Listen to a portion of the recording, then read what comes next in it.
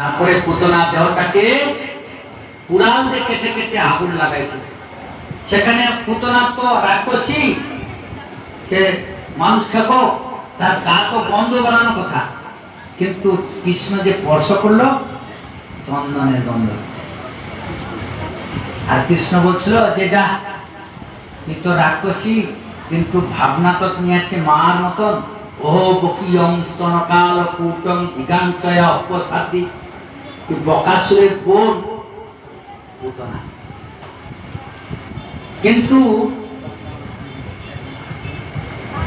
তুই আগের জন্মে ওই কালকে বলি রাজার কাহিনী হচ্ছিল না, বলি রাজার মেয়ে বামুন দেবকে দেখে খুব আনন্দ পেয়েছে। বাহ কি সুন্দর বালক রে, আমার যদি বালক হতো আমি খুব আদর করতাম, দুগ্ধ পান করাতাম। আবার যখন